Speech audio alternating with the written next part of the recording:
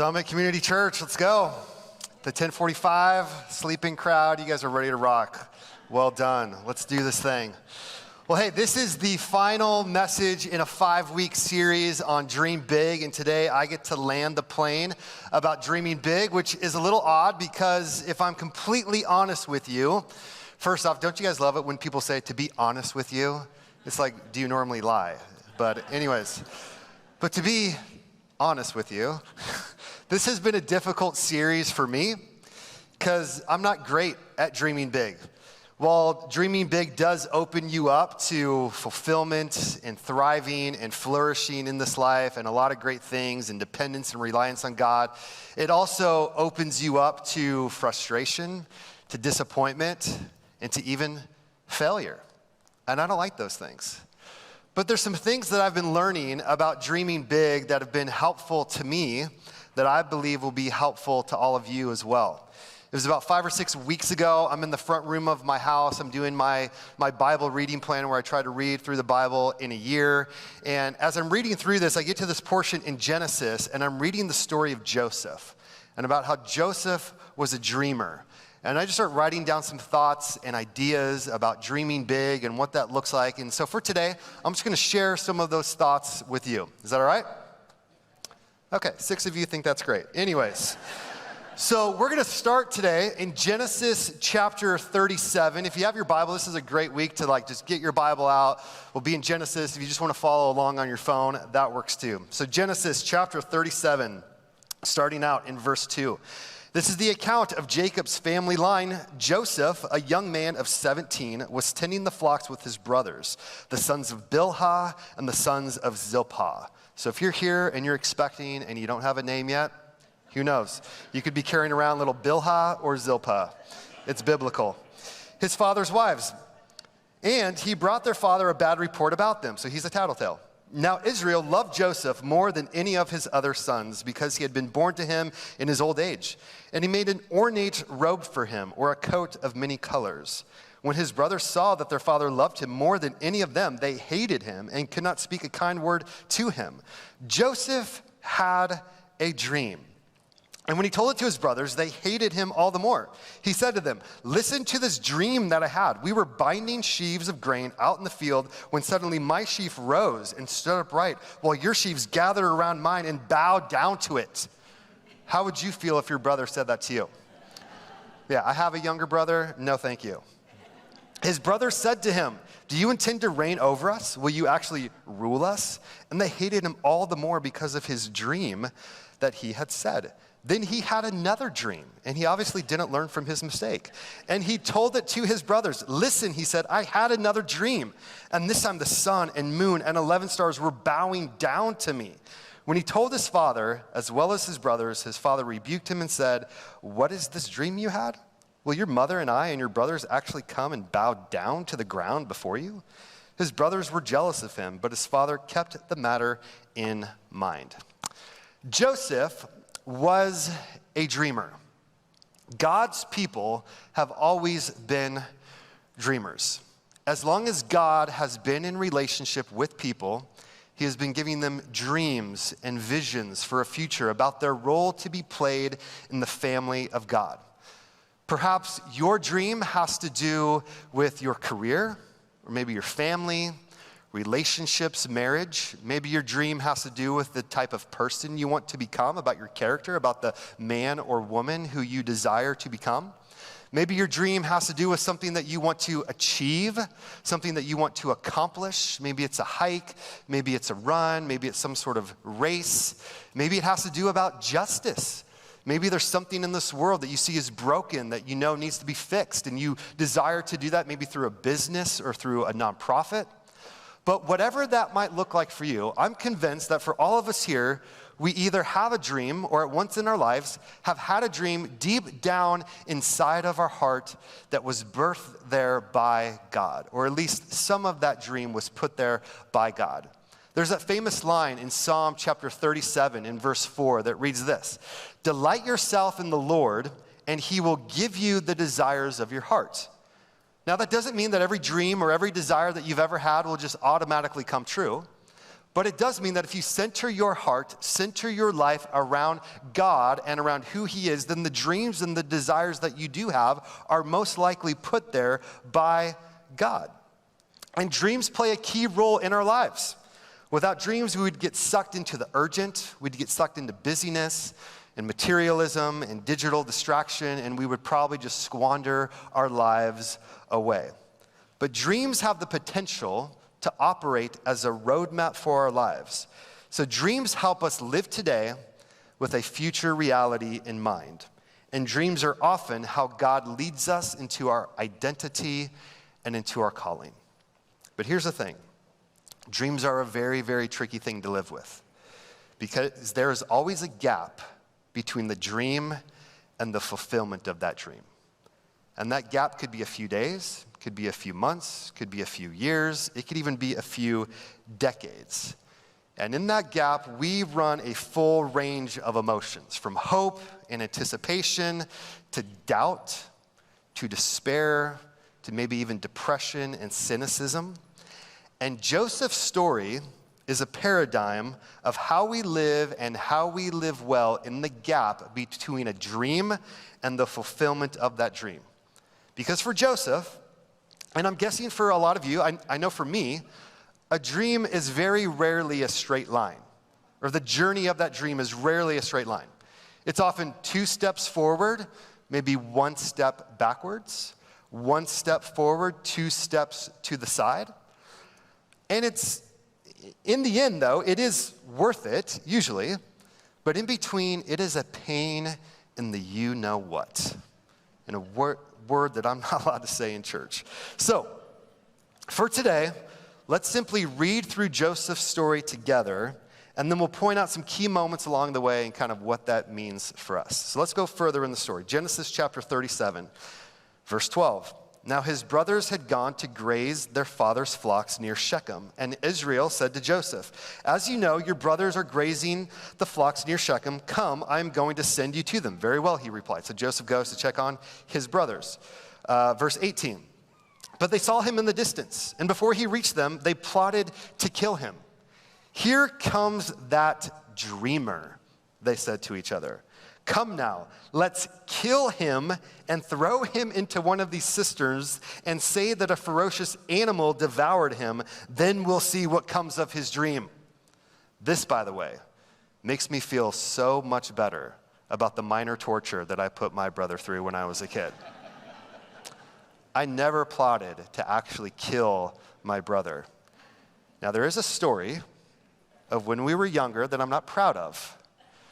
That we were traveling somewhere and we had to sleep on the floor of this room that was small, and we had to sleep right next to each other. And I was young, and again, I'm not proud of this moment, but this is my confession. We're laying on the floor, and while I'm trying to sleep, my brother is breathing loudly. So I wake my brother up in the middle of the night, and I say, "If you keep breathing so loud, I might kill you." Yeah, I know. Again, not my finest moment, and I apologize for that. But in this story, while they first plot to kill him, they notice out in the horizon a caravan of slave traders. And they think, wow, why kill him when we could maybe make some money off of this guy? So then they decide, man, maybe we sell him into slavery. This would be like modern day human trafficking taking place. So then we go on further in the story, verse 28. "So when the Midianite merchants came by, his brothers pulled Joseph up out of the cistern and sold him for 20 shekels of silver to the Ishmaelites, who took him to Egypt." So notice, Joseph has a dream of his brothers bowing down to him. Then the very next story is the exact opposite of that dream. Instead of people bowing down to Joseph, Joseph is now in slavery, having to kind of bow down and serve other people. So then Joseph goes and works for this guy named Potiphar. Then there's the story about how Joseph is in this room with Potiphar's wife, and Joseph actually runs out of the room, but Joseph is accused of doing stuff with Potiphar's wife, and then he is thrown into prison. So let's keep on reading. We pick up the story in chapter 40. "Sometime later, the cupbearer and the baker of the king of Egypt," so these are advisors to King Pharaoh, offended their master, the king of Egypt. Pharaoh was angry with his two officials, the chief cupbearer and the chief baker, and put them in custody in the house of the captain of the guard in the same prison where Joseph was confined. The captain of the guard assigned them to Joseph, and he attended them. After they had been in custody for some time, each of the two men, the cupbearer and the baker of the king of Egypt, who were being held in prison, had a dream the same night, and each dream had a meaning of its own. When Joseph came to them the next morning, he saw that they were dejected. So he asked Pharaoh's officials who were in custody with him in his master's house, "Why do you look so sad today?" "We both had dreams," they answered, "but there is no one to interpret them." Then Joseph said to them, "Do not interpretations belong to God? Tell me your dreams." So then they tell the dreams to Joseph. He interprets them. The dreams actually come true just a few days later. And then notice in verse 23, but the chief cupbearer, however, did not even remember Joseph. He forgot him. So then the story goes on. Joseph interprets other people's dreams. Those dreams come to pass. But Joseph's dreams are unfulfilled. Does that ever happen to you? Where you see other people's dreams come to pass. You see other people living the dream. You're even helping other people fulfill their dreams, but your dreams have not yet come true. Like you have this dream, you have this vision inside of you that you are convinced is from God, but it's as if your life is going in the exact opposite direction of that dream. You see other people living out their dreams, but your dream is still just that. It's just a dream. So the baker has a dream. 3 days later, it comes to pass. Joseph has a dream. Years go by, and he's sitting in prison. He's sitting in a dungeon. Do you ever feel that way? So then we go further in the story, Genesis 41, verse 1. When 2 full years had passed, Pharaoh had a dream. So not everybody's dreaming. Dreaming is just the thing to do. All the cool kids are dreaming. Pharaoh wants in on this, so he has a dream. We go to verse 8. In the morning, his mind was troubled, so he sent for all the magicians and wise men of Egypt. Pharaoh told them his dreams, but no one could interpret them for him. Then the chief cupbearer said to Pharaoh, "Today I'm reminded of my shortcomings. Pharaoh was once angry with his servants, and he imprisoned me and the chief baker in the house of the captain of the guard. Each of us had a dream the same night, and each dream had a meaning of its own. Now a young Hebrew was there with us." They don't even remember this guy's name. Joseph is like a nobody. "A servant of the captain of the guard. We told him our dreams, and he interpreted them for us, giving each man the interpretation of his dream, and things turned out exactly as he interpreted them to us. I was restored to my position," I love this part, "and the other man was impaled." Okay. Great dream. Sheesh. So Pharaoh sent for Joseph, and he was quickly brought from the dungeon. When he had shaved and changed his clothes, he came before Pharaoh. So now there's a twist in the story. You go from being in prison to going in front of the most powerful man on the planet at the time. Pharaoh then said to Joseph, "Hey, I had a dream. No one can interpret it. But I've heard it said that when you hear a dream, you can interpret it." Notice what he says. "I can't. I cannot do it. But God will give Pharaoh the answer he desires." Now notice here, all that cocky ego that Joseph once had, about bragging about his dreams, being the favorite son, the coat of many colors, all of that has been beaten out of him through prison, dungeon, false accusations, seeing other people's dreams come true while his is not. He's now kind of filled with humility. There's a humility about Joseph now. I can't do it, but God can. So then Pharaoh tells him his dream, and it's interpreted. Then we get to verse 39.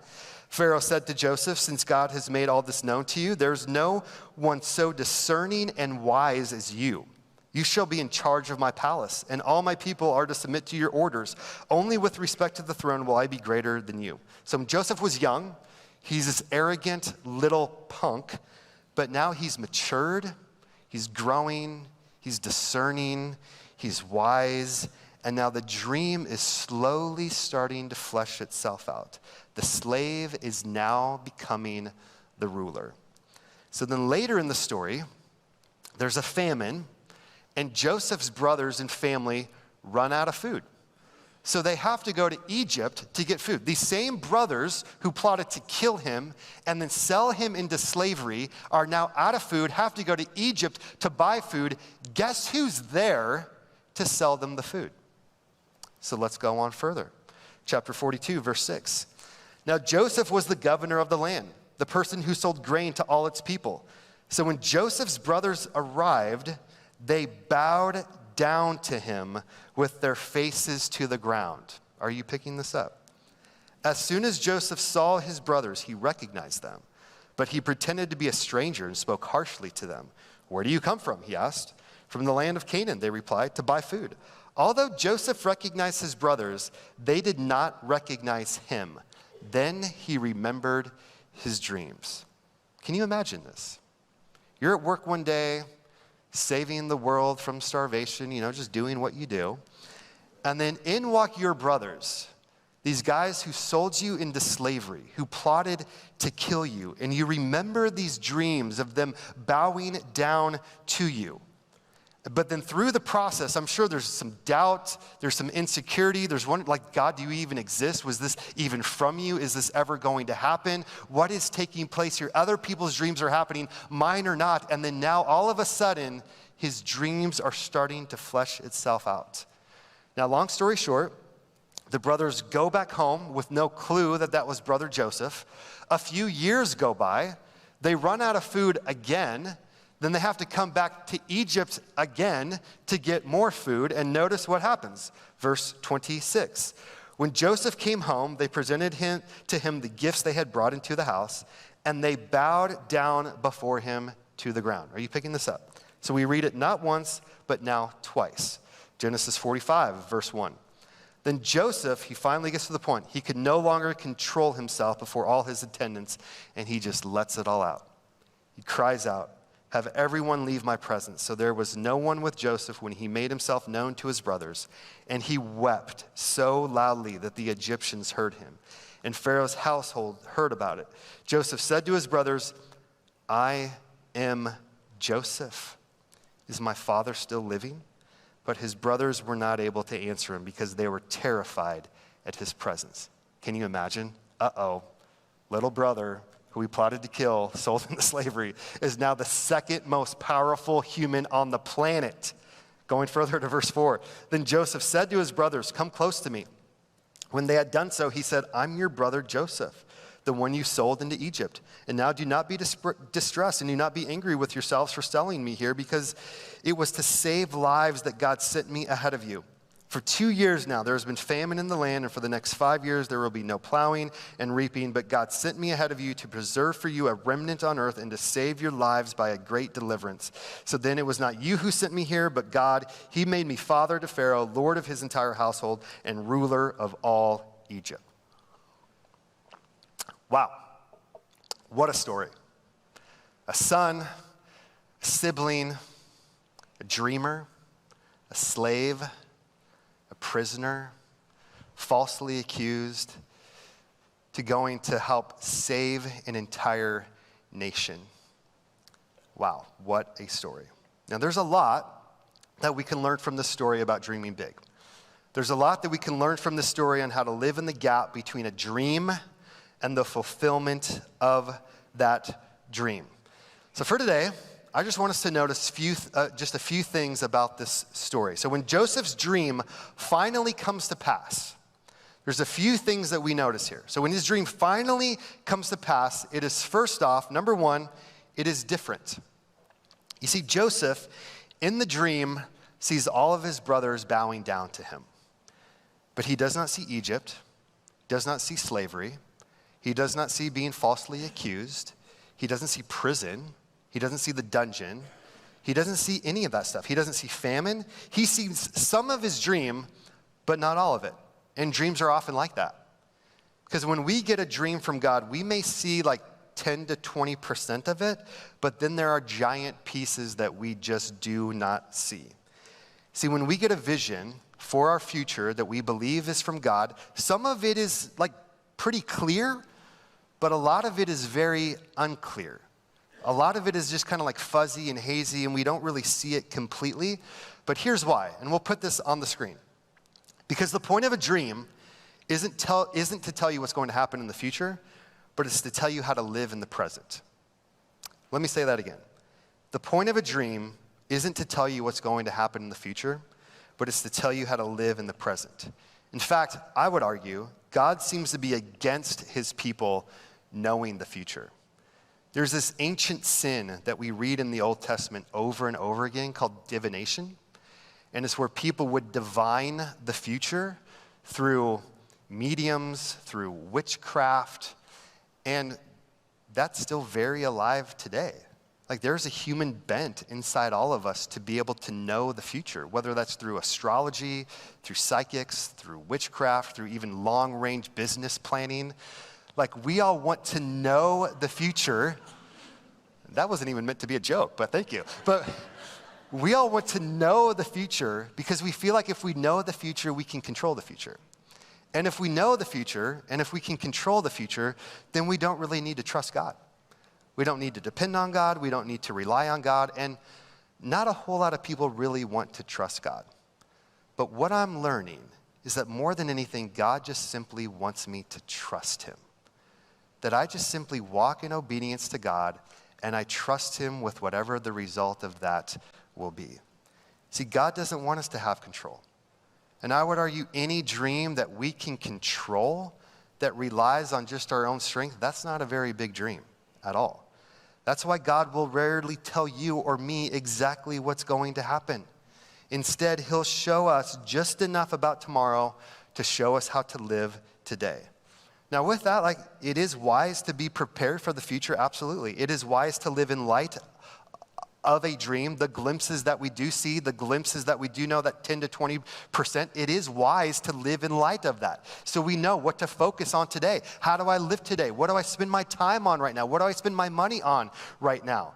Because when the dream does come to pass, it's usually way different than what we were expecting. And I've learned the hard way that when I have a dream, that first, as long as it's from God, when I have a dream that I believe is from God, first, I believe that it's going to happen, but then secondly, it's going to happen way different than I ever imagined or dreamed that it would happen. So first, different. Second, harder. Joseph, in his dream, again, he sees all of the good, none of the bad. Sees people bowing down to him, like, ooh, that sounds awesome. But he doesn't see any of the bad stuff. He doesn't see prison, dungeons, slavery. He doesn't see any of that. Typically, when we get a dream or we get this vision for the future, we tend to like romanticize it. We tend to glamorize it. It's warm, it's perfect, it's nice, it's happy, it's success. Oh, the marriage, the family, the career, the money, the business, all the things. Oh, it's just so wonderful and amazing. One example of that. How many married people do we have here today? I love how you just raise your hand. It's not like, yeah. It's just, yeah. I'm married. Okay.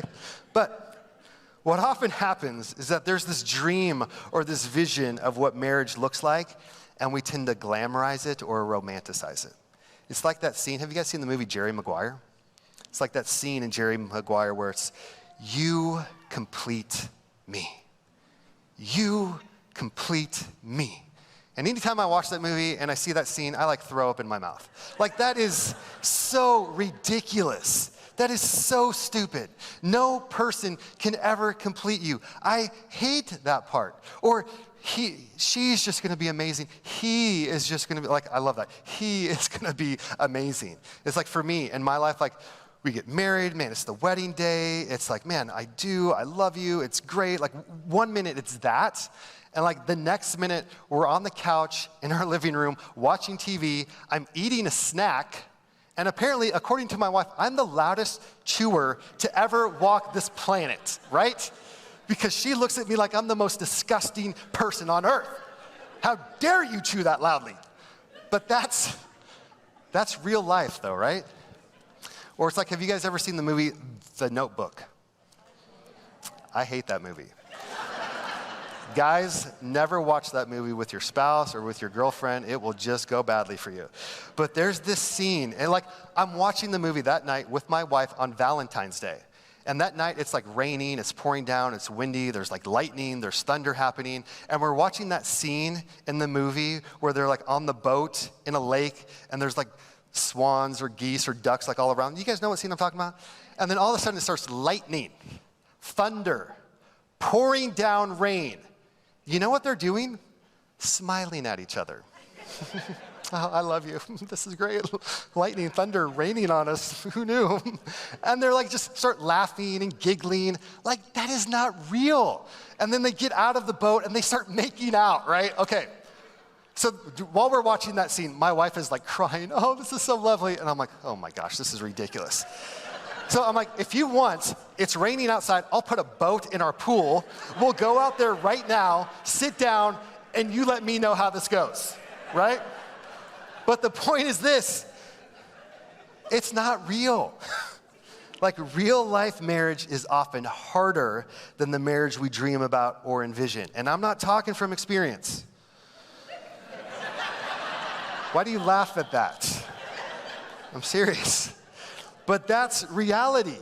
And that's even biblical. Like, check out this verse from Paul in 1 Corinthians 7, verse 28. He says, but those who marry will face many troubles in this life. And I want to spare you this. Like, call me cynical, but that's in the Bible, okay? It's a verse. And I think, and we laugh and we think it's funny and all that, it's great. But I think one of the reasons the divorce rate is so high right now is that people go into marriage with stars in their eyes and they think it's just going to be amazing and perfect and great and easy and all you need is love. One of those are true. Marriage is great because marriage is hard. Self-sacrificial love is never easy. But the point is this, like, it's really easy to glamorize the future, but anything worth doing, any big dream is going to be hard. Whether it's marriage, whether it's your career, whether it's a dream that we might have. But you know what often prevents me from dreaming big? Is knowing that there's a cost to it. It's knowing that I'm going to have to sacrifice something. And I don't want to do that. But I've also learned that there's a cost to not dreaming big. And that cost is like feeling like you have no purpose, feeling a little unfulfilled, where your life just hits a ceiling and you wonder, like, is this it? And life kind of just becomes mundane and boring. Like, there's a cost to that. But anything worth doing is going to be hard. It was probably about 10 years ago, I'm sitting down with some buddies of mine, and a guy has his phone out, and he says, hey, look, there's a Spartan race coming to Sacramento in a few months. We should do the Spartan race. Sacramento, about 2.5 hours from where we lived at the time. If you're not familiar with what a Spartan race is, it's like this 8.5-mile obstacle course through like rough terrain. You army crawl in mud under barbed wire. You like climb these walls. You climb ropes, all these things. And I'm thinking, why in the world would we want to do that? And they said it's going to be like we could train now. We live in right now in light of a future reality, a dream that we have. This is going to be great. And I know this is going to be surprising to a lot of you, but I wasn't in great shape then. I know you see me now and I'm like ripped and I seem like super buff. Again, I don't know why the laughing. Anyways, you guys make me feel so insecure. Thank you. But we went ahead and we did it. And we did this 8.5-mile Spartan race and we trained for it. And man, it was so hard. I'm still sore today, actually, from 10 years ago of when this happened. But man, in fact, I think we have a picture of it. We'll put it up here on the screen. I'm the guy on the far right there. I'm the one with my shirt on for obvious reasons. It's because I didn't want to make you guys jealous. But it was hard, but it was so worth it. And honestly, that's what life and that's what dreams are often like. But also, sometimes it's hard, and the end result or the final destination might not seem worth it. But who we become throughout the journey of a dream is very much worth it. You see, a lot of dreams aren't about the dream, but it's about the type of person we become in the process of that dream. See, we live this side of heaven, and despite what Disney tries to tell us, not all of our dreams come true. At least not the way that we want them to come true. But still dream, still believe that God knows your future and is molding and shaping you into the person who he wants you to become. So 1, different. 2, harder. And as long as I'm here to encourage you, number 3, longer. See, it was 22 years from Joseph's dream to the fulfillment of that dream. There's a time gap between the conception of a dream and the fulfillment of a dream. And if you're anything like me, you get a dream or you get a vision or a desire that you believe is from God for a better future, you just want to make it happen right away. It's like, Jesus, I'm free on Thursday. You just want to make it happen then? Like, let's go. Let's make it happen. But the reality is what if it's months away? What if it's years? What if it's even decades? Like, as a general rule, larger the dream, longer the wait. Smaller the dream, shorter the wait. Like, there's that one line at the beginning of chapter 41, when 2 full years had passed. Think about that. For 2 years, Joseph is just sitting there in prison. Can you imagine how he feels? No one there to pray over him, no one there to encourage him, no one giving him encouraging texts about this dream that he thought he had, that he's wondering, is it ever going to happen while I'm sitting in this dungeon? He can't watch church online. He can't go to sleep watching funny TikTok videos on his phone. Like, he's just there all by himself, stuck waiting. Do you ever feel this way? Where you have this dream, this vision that you feel is from God, but you're just waiting and you feel stuck and you wonder, is this ever going to come to pass? And I think it's harder now to wait maybe more than ever because we have high-speed Wi-Fi, we have fast food, we have overnight delivery, and living in the future is way easier than living in the present here and now. That's why when we're on vacation, we're planning the next vacation. It's always like, what's next? Let's plan it. Let's make it happen. When we get done with something, let's start something right away. We got to go. We got to make it happen. Time is of the essence. Let's make it happen. And when we dream big, man, it's easy for us to look at people who are a little further ahead of us on the journey as well, where we look at her and we think, man, she's so accomplished. We look at him, man, he's living the dream, and they're like my same age or younger. First off, looks can be deceiving. And second of all, we often don't see the journey that those people went through. Maybe it was really hard. Maybe it was tough. We don't see them in high school or college. But the reality is your dream and your journey won't and shouldn't look like someone else's. God has his own journey ready for you. Sometimes we just have to wait for it. So it's different, harder, longer, and finally, number 4, it's better. When Joseph's dream finally does come to pass, while it is different than what he expected, while it's harder than he expected, it's longer than he expected, it is way better than he could have ever dreamed or imagined. See, at first, Joseph's dream was all about himself. It was all about his own ego. But in the end, the dream wasn't really about Joseph at all. It was about saving the family of God and even actually saving the family line of Jesus.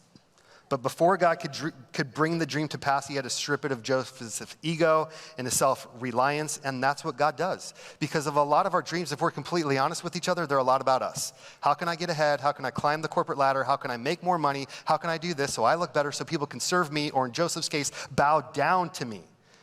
Then God will make us wait, face disappointment, we'll be confused, we'll wonder where God even is, and that in that process, we have to make our dreams more about God.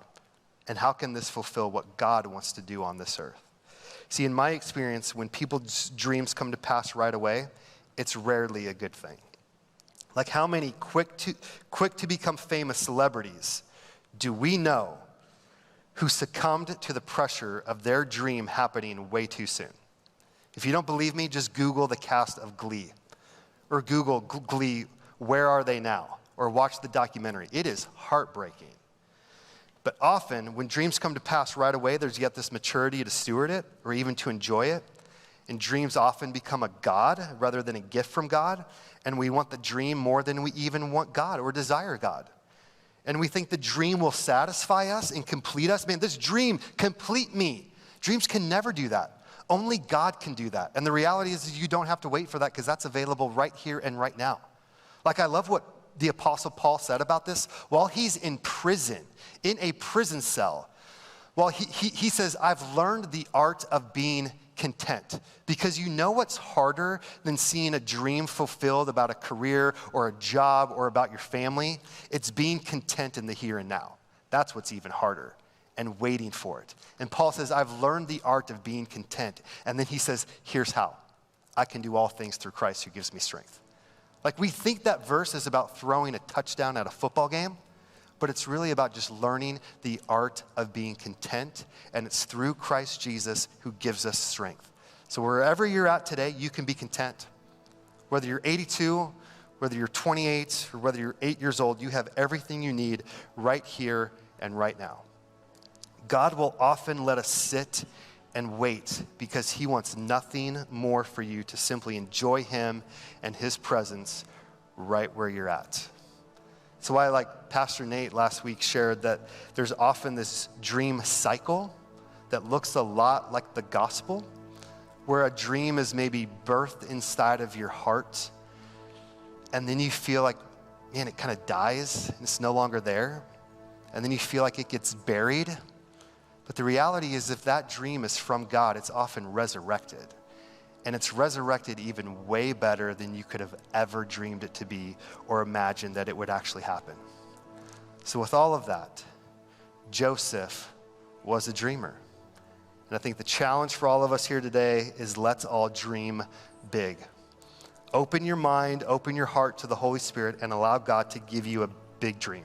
And when he does, and when it's different, trust him. When it's harder, man, push through. Don't give up. When it's longer, just have patience. Know that God is still working it out. And when it's better, man, call all of your friends and throw a party.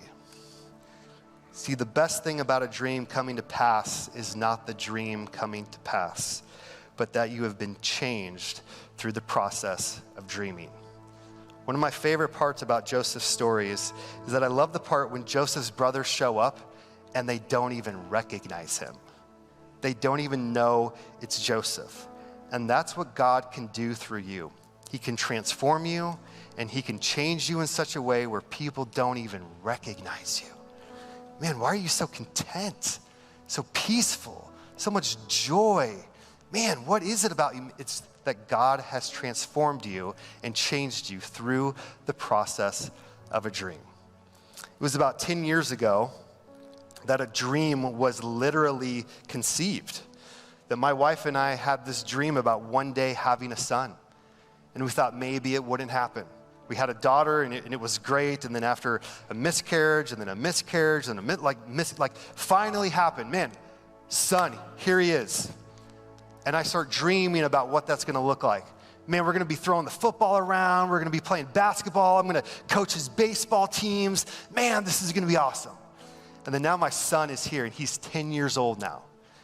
And the reality is there's a lot of challenges there, that it's been way different than I ever dreamed it would be. He's probably never going to play sports. We're probably not going to throw the football around. We're not going to play baseball. I'm not coaching his baseball teams. It's just not going to happen because there's just a lot of unique challenges that he has. And it's been different. And honestly, it's been really, really hard. Way harder than we ever imagined. And there's days that are super, super long. It's like, man, this is like, is anything going to get through to this? Like, it's so hard and it's so long, but here's the thing. It's been way better than we ever could have imagined. Like, love this kid. He has taught us so much. God has transformed our lives through the process of dreaming. And maybe you're here today and you've had a dream that you believe is from God inside your heart. Just know that it might be way different than you ever imagined. It's probably going to be harder. It's going to be longer. But I believe that when we center our hearts around God, it's going to be way better than you ever dreamed that it could be. So with that, why don't we go ahead and stand to our feet, and we're going to pray together. God, we thank you that